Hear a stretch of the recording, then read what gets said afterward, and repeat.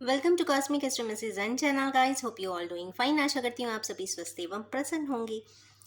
तो आज का मेरा प्लान है कि मैं आज कुछ ऐसी रीडिंग करने वाली हूँ जो कर्मास एंड कर्मा डायनामिक्स से रिलेटेड है।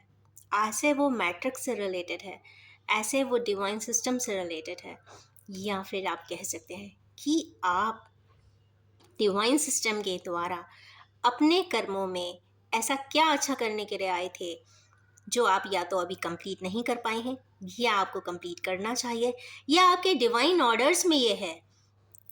और अगर इंटरफेरेंसेस कुछ और दिख रहे हैं एनर्जीज के, तो आप उसको रूल आउट कर सकते हैं।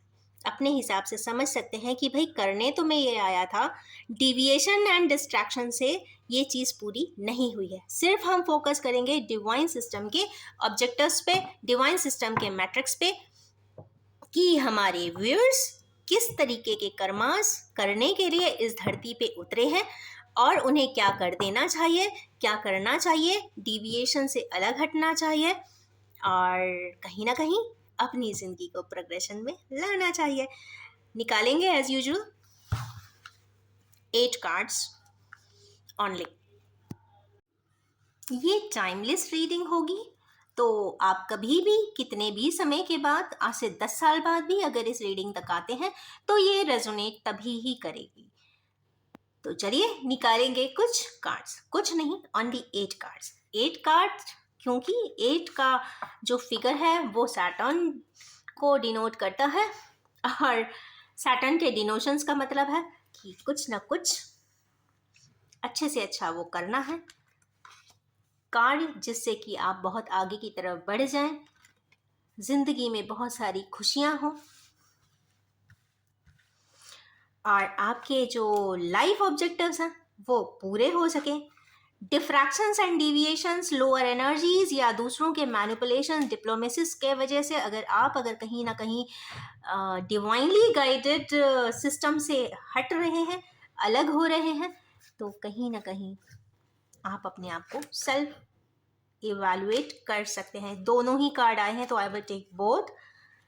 ठीक है, करना तो मैं 8 चाहती थी पर चलिए 9 आया है। इसका मतलब है, पहली चीज ये है कि ये डबल फ्लिपिंग का मतलब है कि ऐसे किन्हीं लोग जो मरकरी से ऑपरेटेड हैं वो अधिकतर अपने काम 2 पार्ट्स में करते हैं, तो 2 पार्ट्स की बात यहाँ पे हो गई है इक्वली। हाँ, चलिए सबसे पहली एनर्जीज ही आई है गाइस, यहाँ पे आई है एम्पायर की।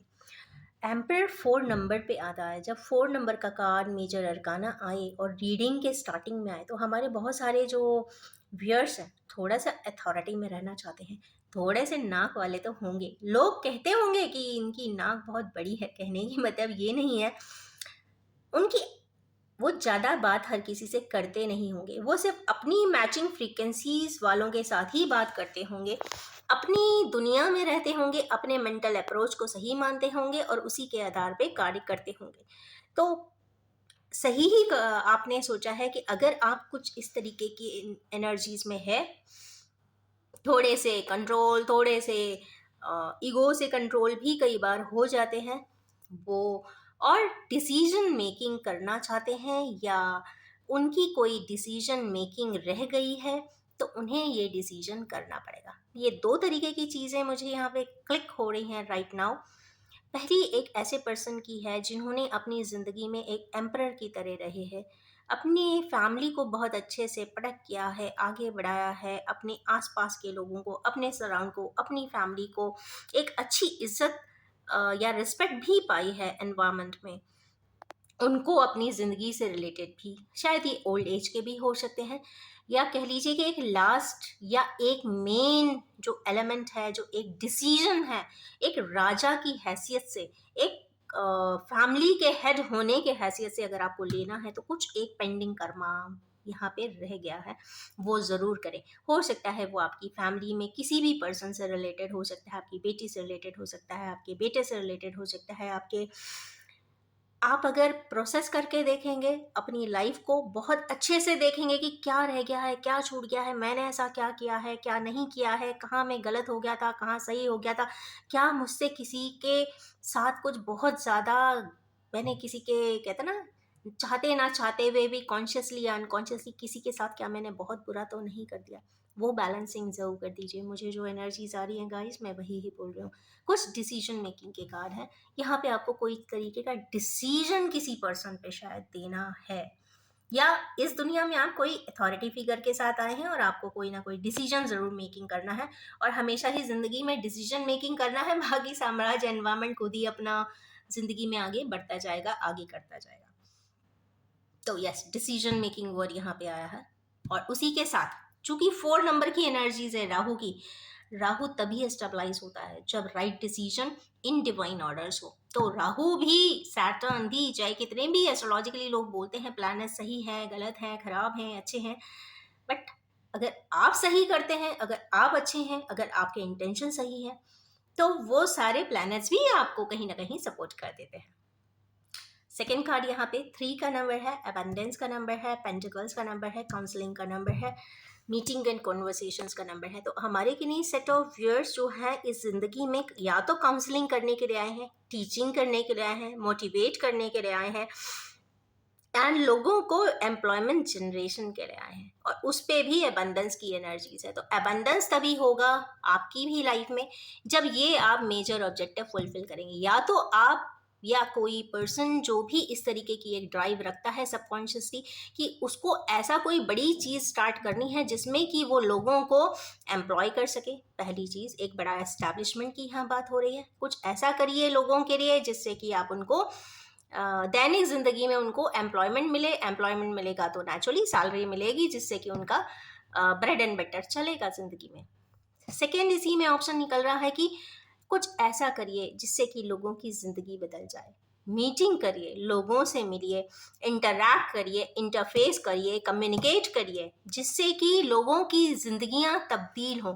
अब ये किसी भी तरीके का कार्य हो सकता है, कंसल्टिंग हो सकती है, साइकोलॉजिकल कंसल्टिंग हो सकती है, साइकेट्री हो सकती है, मेडिको फील्ड हो सकती है,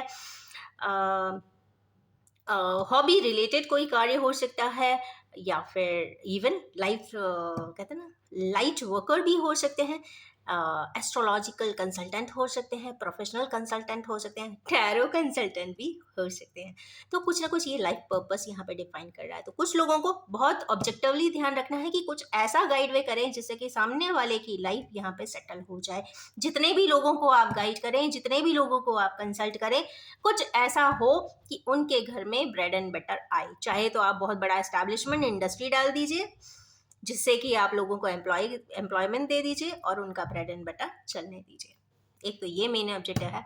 ये थोड़ा सा प्रोटोकॉलिक कार्ड है इसलिए मैं इसको थोड़ा सा हाइड कर रही हूँ। स्टार का कार्ड है, स्टार का कार्ड है, इसका मतलब है कि हमारे व्यूअर्स की जो हाई लाइन में या ये डिवाइन लाइन में जो वो लाए थे एक स्टार की तरह की जिंदगी, ऐसे ग्लिटर की जिंदगी, एक ऐसे पर्सन की जिंदगी जो आप कहते हैं ना लोगों में फेमस हो जाए, पॉपुलर हो जाए। कुछ एक ऐसा कार्य करें जो आपको कहते हैं ना भीड़ से अलग कर दे, एक फेस एमंग क्राउड बना दे, आप इतने एनलाइटन हो जाए। स्टार का कार्ड है, जब रात्रि में चमकता है तो आप देखेंगे कि कुछ वो चमक हर इंसान को खींचती है, रेडिएशन में लाती है, मैग्नेटिक रिफ्लक्स चेंज होते हैं, करिज्मेटिक बॉडीज या पर्सनालिटीज होती हैं। तो यहाँ पे पर्सोना में ऐसा चेंजेस हो, पर्सोना में ऐसी चीज़ें हो, या फिर आपके कार्यों में ऐसी करिश्मा हो, या आप ऐसा कोई life changing, path changing, societal changing कोई कार्य करते हैं, तो जिससे कि आपका स्टार इफेक्ट आ जाए। जैसे एग्जाम्पल में मुझे एकदम से कल्पना चावला याद आई। कुछ भी हो, शी मेड इट, कहीं ना कहीं उसने अपने आप को एक गोल्डन लेटर्स में अपने नाम लिख दिए। उसी प्रकार बहुत सारे पर्सनालिटीज हैं जो बहुत अच्छे कार्य हर फील्ड में करें, not only media and entertainment, it is also in the field of science and technology, discoveries, inventions. अपनी लाइफ को कहते हैं ना स्टेक पे लगाकर भी लोग बहुत सारे ऐसे काम करते हैं जो कई चीज़ें पब्लिश होती हैं, कई चीज़ें पब्लिश नहीं होती हैं, पर actually original heroes are still there. यहाँ मीडिया में, सोशल प्लेटफॉर्म्स पे, चैनल्स पे आप सिर्फ वो नाम देखेंगे जो हाईलाइट हो गए। ऐसे थाउजेंड एंड मिलियंस लोग हैं जो इतने अच्छे कार्य करते हैं अपने एरिया में, जितना अच्छा आप सोच, कितना अच्छा आप सोच सकते हैं, वो ग्लिटर होते हैं। उनकी वो रेडियंस या ग्लिटर अपने आप कहती है कि भाई आप तो एक स्टार हैं। तो इस तरीके के स्टारी इफेक्ट के साथ भी आपकी लाइफ के थर्मोडायनामिक्स एडेड है। एक पता नहीं क्यों ये हर बार आता है और मुझे हर बार ये चीज़ बोलना पड़ता है। ट्विन फ्लेम की जर्नी हमारे व्यूअर्स में हमेशा रीडिंग में आता है, कोई ना कोई तो है। I have to check it out. एक पर्सन ऐसे ज़रूर है जो ट्विन फ्लेम की जर्नी में है। अगेन मैं उसके पॉइंट्स ऐड कर देती हूँ। सेपरेटिंग एलिमेंट्स होंगे, दोनों के बीच में separation, extreme separation, life withering separation होगा। एक बहुत जल्दी समझता है रिलेशनशिप जर्नी को, एक थोड़ा लेट समझेगा। एनवायरनमेंट में जो लोग होते हैं वो भी बहुत समय बाद ही समझ पाते हैं, अच्छा ये रिलेशनशिप है, इस पे तो अननेसेसरी हम लोग कहते हैं ना एक बैरिकेटिंग करते थे कि ऐसा नहीं हो सकता, एग्जिस्ट नहीं कर सकता। क्योंकि ट्विन फ्लेम की रिलेशनशिप आप ये मानिए कि सोलमेट्स में क्या होता है कि सेम फ्रीक्वेंसी होती है, जैसे आप होगे वैसा ही सामने वाला होगा। पर ट्विन फ्लेम इसीलिए कहते हैं कि सिर्फ एक ही होता है क्योंकि एक तो वन सोल के टू पार्ट्स होते हैं, तो एक दूसरे के बिना तो नहीं रह पाते। दूसरी चीज है मिररिंग बहुत स्ट्रॉन्ग करते हैं, जैसा वो सामने वाला सोच रखता हो ना, दूसरा भी ऑलमोस्ट वैसे ही सोच रखेगा क्योंकि सेम सोल के टू पार्ट्स है। थर्ड, दोनों अलग अलग एक्सट्रीमिटीज पे रहते हैं। अगर एक ईस्ट में होगा तो एक वेस्ट में होगा, एक नॉर्थ में होगा तो एक साउथ में होगा, तो पोलैरिटीज बहुत डिफरेंट होती है। And that is the reason opposites attract each other. इसी वजह से ये कहते हैं कि जब एस्ट्रोलॉजिकली इनका टेबल चेक किया जाए, कहते हैं ना वो पतरा चेक किया जाएगा, तो उसमें देखेंगे कि एक अमावस के आसपास हुआ होगा, जन्म लिया होगा, एक पूर्णिमा के आसपास हुआ होगा। एट्रीब्यूट्स उसी के अकॉर्डिंग आते हैं। डिवाइन फेमिनाइन की एनर्जीज होती हैं, डिवाइन मस्कुलिन्स की एनर्जी होती है, शिव शक्ति की एनर्जीज होती है। ऑपोजिट्स अट्रैक्ट ईच अदर, ये वाली रिलेशनशिप ही कंफर्म बताती है। और ऐसी ही रिलेशनशिप लॉन्ग टर्म चलती हैं जो बहुत ऑपोजिट एंड कंट्रास्ट होती है, सोच में डिफरेंट होती है। क्योंकि वो दो अलग अलग पोलैरिटीज जब मिक्स करते हैं ना, तो टू पोलैरिटीज की पोटेंशियल क्रिएट होती है। सेम डायनेमिक्स में अगर सेम पोलर का एक पोल का इंसान है, सपोज नॉर्थ पोल, तो सेम फ्रीक्वेंसी नॉर्थ पोल के होंगे। बट अगर दोनों नॉर्थ एंड साउथ पोल के आए तो नॉर्थ साउथ का कॉम्बिनेशन यहाँ पे हाइब्रिड जनरेट होगा, तो पोटेंशियल जो होगा वो हाइब्रिड फॉर्म का होगा। तो यहाँ पे ट्विन फ्लेम की जर्नी के लिए आप आए हैं। ट्विन फ्लेम की जर्नी में ऐसा होता है कि एक तो सेल्फ ग्रोथ भी होती है, सोसाइटल ग्रोथ भी होती है, सोशल वेलफेयर भी होता है, पब्लिक वेलफेयर भी हो सकता है। ये ऑब्जेक्टिव डिपेंड करेगा कि आप लोग किस तरीके के ऑब्जेक्टिव को अपने हाथ में लेकर आए हैं। पर यहाँ पर एक चीज़ जरूर लग रही है कि एक दूसरे के लिए ट्रू सेंस की बॉन्डिंग आती है, ट्रुथफुलनेस आती है, और एक दूसरे के लिए रिस्पेक्ट आता है, जो शायद इनिशियली एक दूसरे के लिए बिल्कुल भी नहीं होता।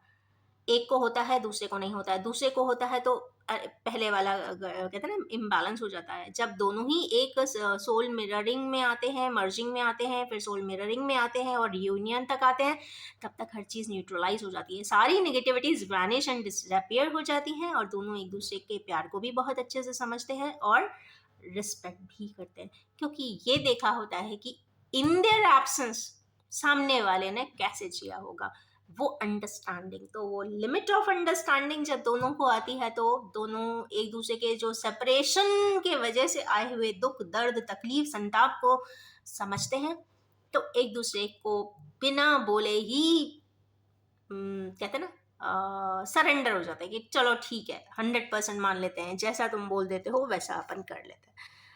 नेक्स्ट कार्ड है कि S of vents. S of vents जब भी आएगा तो यहाँ पे थर्मोडायनामिकली अगर हम देखते हैं तो एस ऑफ वैंस है यहाँ पे पॉजिटिव ट्रेट, एक न्यू एस्टैब्लिशमेंट, एक न्यू बिल्डिंग, एक न्यू कंस्ट्रक्शन, एक न्यू कोई ऐसी चीज़ हमारे व्यूअर्स, एक एस्टैब्लिशमेंट, किसी भी तरीके का एस्टैब्लिशमेंट की यहाँ पे बात हो रही है।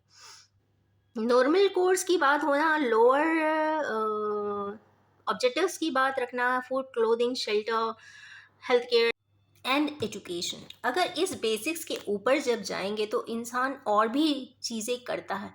वो अपनी सिटी के लिए करता है, वो अपने स्टेट के लिए करता है, वो अपने कंट्री के लिए करता है, वो अपने लोगों के लिए करता है, फिर वो ग्लोबली भी करता है, वो यूनिवर्सली भी करता है, वो एनवायरमेंट के लिए भी करेगा। कहने की बात यह है कि जिस तरीके का आपको संस्कार हो, अंदर से एक मन करे, कॉन्शियस कहे, तो उस जगह पे आपको रीडायरेक्ट जरूर हो जाना चाहिए। कुछ करने के लिए हमारे व्यूअर्स तो आए हैं, ये कंफर्म है। ये कार्ड आया है, इनिशिएटिव लेने का आया है, किसी तरीके से किसी तरीके से आप चाहे तो एनजीओ स्टार्ट कर सकते हैं, रिलीजियस चीज़ों को आप आगे बढ़ा सकते हैं, या फिर आप चैरिटी कर सकते हैं, आप लोगों को फूड प्रोवाइड कर सकते हैं, अंडर प्रिविलेज्ड के लिए वर्क कर सकते हैं, सोशल वेलफेयर के लिए कर सकते हैं, पब्लिक वेलफेयर के लिए कर सकते हैं, कोई ना कोई चीज़ एस्टैब्लिश करते हैं। एग्जाम्पल यहाँ पे एक दिल्ली में एक पर्सन है जो लोगों को फूड प्रोवाइड करते हैं, hundreds and thousands of persons को। अब उनका खुद भी कहना था कि जब मैं स्टार्ट किया था तो उनके पॉकेट में, देख हर इंसान के पास एक पॉकेट होता है, उस पॉकेट के बेसिस पे करते थे। बट जब उनका इंटेंशन ग्रो होता गया, एक दिन उन्होंने 100 लोगों को खिलाया, फिर 200 को खिलाया, फिर 300 को खिलाया, तो ऑटोमेटिकली उनको फंड मिलता गया, फंड रेज होता गया, वो लोगों को और ज़्यादा खिलाते गए क्योंकि उनका इंटेंशंस प्योर थे। वो खुद कहते हैं कि मुझे नहीं मालूम है कि कल मैं कहाँ से परचेज करूंगा, बट यस मुझे यकीन है कि मुझे इतना कहीं से फंड रेज हो जाएगा कि मैं परचेज भी करूंगा और लोगों को खिलाऊंगा भी। तो इसका मतलब ये है कि कुछ ना कुछ अगर आप करते हैं तो ये जो डिवाइन सिस्टम है ये खुद ही आपको सपोर्ट कर देगा। कहाँ से सपोर्ट आएगा आपको पता नहीं चलेगा। तो ज़रूर कोई इस्टेब्लिशमेंट करें, मेरे व्यूअर्स के लिए स्पेशल टास्क है। किसी को भी उस सपोर्ट करते हैं अगर कोई, विदाउट एनी सेल्फिश मोटिव, इससे बेहतर कोई कहते हैं ना सपोर्ट सिस्टम हो नहीं सकता। किंग ऑफ पेंटिकल्स की बात हो रही है, तो किंग ऑफ पेंटिकल्स जब भी आते हैं तो देखा जाए तो पहले बात तो है कि वो किंगशिप के लिए तो आए हैं, अथॉरिटी के लिए आए। Of course basic primary objectives already cleared up हैं, बट एक डिज़ायर इनकम्प्लीट है। कहते हैं ना इंसान कुछ ना कुछ तो कमी छोड़ ही देता है, हर इंसान को कोई भी सुखी नहीं है।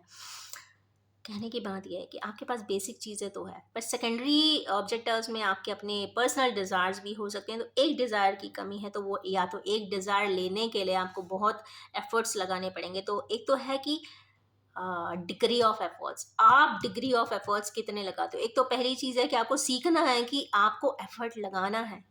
कहते हैं ना अपने कंफर्ट जोन से बाहर निकलना है। कंफर्ट जोन से जब बाहर निकलेंगे तो आप एफर्ट्स लगाएंगे, जब आप एफर्ट्स लगाएंगे तो नेचुरली उसके इफेक्ट्स एंड साइड इफेक्ट्स दोनों ही आते हैं, तो उसके इम्पैक्ट किसके साथ डील भी करेंगे। ऑफ कोर्स डिज़ायर कंप्लीट हो जाएगी, बट उसके बाद आप क्या होता है कि जब आप इस तरीके के प्रोसेस करते हो जहाँ पे आपको कन्फ्रंटेशन भी होता है, लोगों के हर तरीके के व्यूज़ मिलते हैं, अच्छे भी होंगे बुरे भी होंगे। जब आप नेगेटिव क्रिटिसिज्म को भी फेस करते हो तो बहुत सारी चीज़ें, आपके पास सब कुछ होने के बाद भी क्रिटिसिज्म होता है, और आप क्या करते हो, आप ग्राउंडिंग करते हो। क्योंकि ये तो सही है कि आप दुनिया को नहीं बदल सकते, बट आप बदल सकते हो तो स्वयं को बदल सकते हो। तो ग्राउंडिंग सीखते हैं, तो पहली चीज़ ये है कि एफर्ट्स लगाना है, दूसरा है ग्राउंडिंग सीखना है। क्योंकि अगर आपको डिज़ायर पाना है तो आपको ग्राउंडिंग करना भी सीखना है। ये कहीं ना कहीं आपके थर्मोडायनेमिकली आप सीखने के लिए आए हैं, कर्मास करने के लिए आए हैं।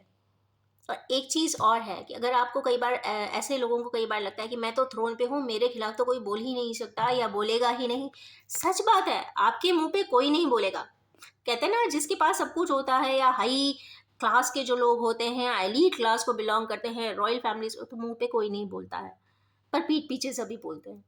क्योंकि ये दुनिया बहुत ही डिफरेंट है, जो आपने सोचा नहीं होता है वहाँ कहते हैं ना किसी को भी क्रिटिकल एंगल पे ले आते हैं। तो कहने की बात है कि अपने सिर्फ एफर्ट्स अच्छे से करिए, सिर्फ उसी पे इंसान का बस होता है।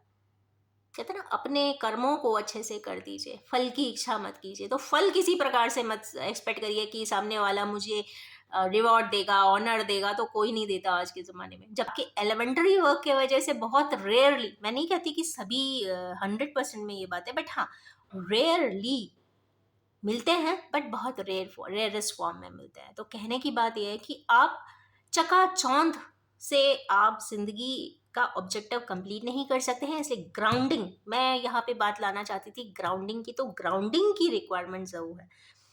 नेक्स्ट थर्मोडायनेमिकली हमारे कैनेवियर्स को एक ऐसा फेज जरूर एक्सेप्ट करना पड़ेगा लाइफ में जहाँ पे उनको अपने कुछ ऐसी सर्कमस्टेंसेस आएंगे कि सबको ही छोड़ना पड़ेगा। कई बार डिवाइन ऑर्डर्स इतने डिफ़िकल्ट से भी होते हैं कि कई बार आपको ऐसे अवस्था में लाते हैं, सिचुएशन में लाते हैं, वो एक्चुअली ये बता देना चाहते हैं कि आपकी एंटाइटी में ही मैंने आपको सब कुछ दिया है। हर इंसान के पास वो सारी चीज़ें हैं जिससे कि वो इस ज़िंदगी को जी सकता है। अकेला आता है, अकेला जाता है।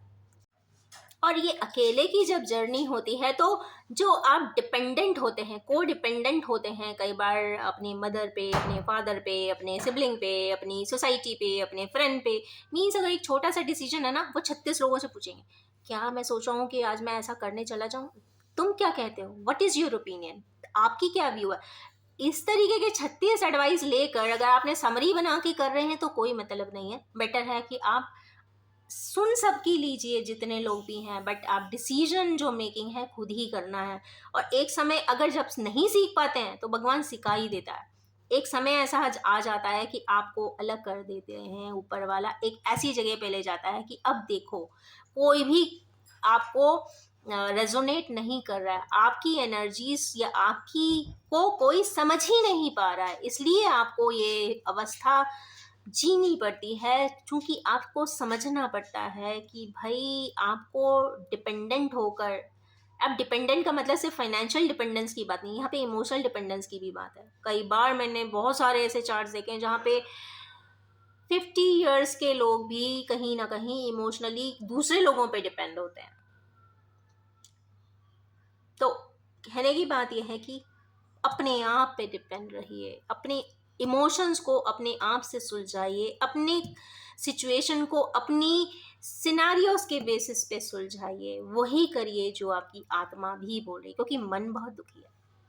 तो 8 की एनर्जी है, ये आया था क्योंकि इसके बाद यहाँ पे रिफॉर्मेशन जरूर होता है इस फेस। तो इसका मतलब है कि कुछ लोगों की लाइफ में ऐसा स्केच इसलिए आता है या ऊपर वाला चाहता है कि भाई इसके आगे आपने बढ़ना है, इंडिपेंडेंट होना है, फ्रीडम के साथ आपको आगे बढ़ना है। तो यहाँ फ्रीडम, इंडिपेंडेंस के लिए इस तरीके के चैप्टर्स, सिचुएशंस भी लाइफ में आती हैं। तो यस, रिफॉर्म जितनी जल्दी कर लेंगे, कहते हैं ना कि भगवान आपको वही सर्कल में बार बार भेजता है। जब आप सीख लीजिए, वो नहीं देगा। अगर आपने, जैसे अगर आप टेस्ट देते हो क्लास 1 का, अगर आपने क्लियर कर लिया तो आप क्लास 2 में प्रमोट हो जाते हो। उसी प्रकार अगर आपने ये टेस्ट क्लियर कर लिया, आप ऑटोमेटिकली प्रमोट हो जाएंगे। लास्ट कार्ड जो 2 कार्ड्स के साथ था,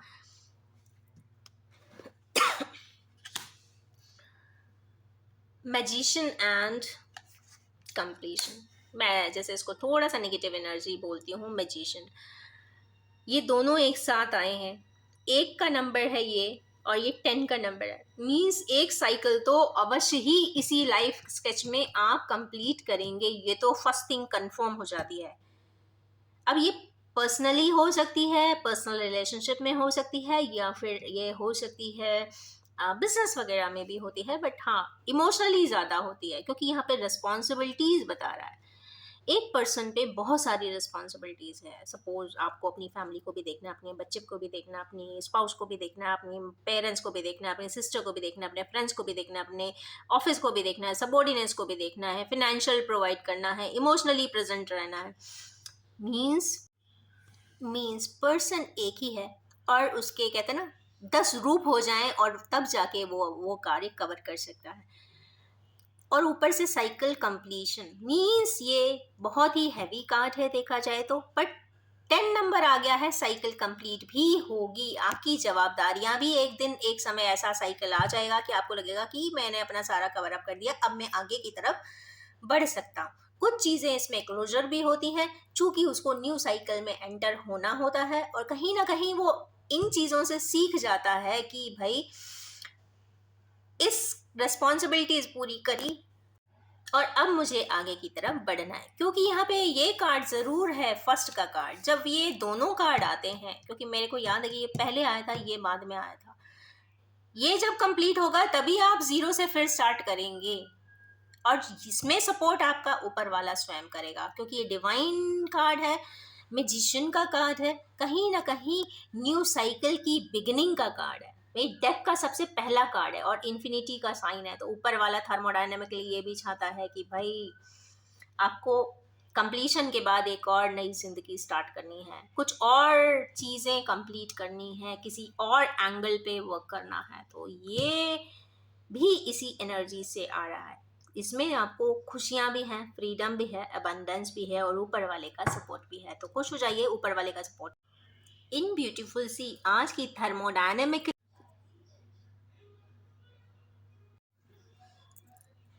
ये इतनी प्यारी कर्मा डायनामिक्स की पावरफुल एनर्जी देखने के बाद ये तो मैं बहुत श्योर हूँ कि हमारे जो व्यूअर्स हैं बहुत ज़्यादा अच्छे कर्मास लेकर आए हैं और वो बहुत ज़्यादा फुलफिलमेंट भी अपनी लाइफ में करने वाले हैं, अपने ऑब्जेक्टिव्स को क्लियर करने वाले हैं, कंप्लीट करने वाले हैं। और इससे आप समझ सकते हैं कि थोड़ा सा आपको एक इवैल्यूएशन मिल जाएगा एनालिसिस करने के लिए कि आपका ऑब्जेक्टिव क्या है लाइफ में। उसमें थोड़ी-सी क्लैरिटी शायद इन कुछ कार्ड्स एंड रिव्यूज़ के बेसिस पे आ सके, तो आप समझ सकें अपने लाइफ में कि आप क्या करना चाहते हैं। कहते हैं ना ऊपर वाले ने आपको ये ज़िंदगी में क्यों भेजा है, ये समझ सकते हैं। कितना आप रिफ्रैक्ट हुए हैं, कितना आप डिफ्रैक्ट हुए हैं अपने ओरिजिनल ऑब्जेक्टिव से, इसको भी आप समझ सकते हैं। और इन्हीं ब्यूटीफुल सी एनर्जीज़ के साथ मैं अपनी इस रीडिंग को एंड करना चाहूँगी और ये भी बताना चाहूँगी कि general, collective, timeless and gender free reading है। जब भी आपके सामने आएगी कुछ ना कुछ ज़रूर रेजोनेट कर देने वाली है। Wish you all have a most happy and thermodynamically and happy and karmic time ahead.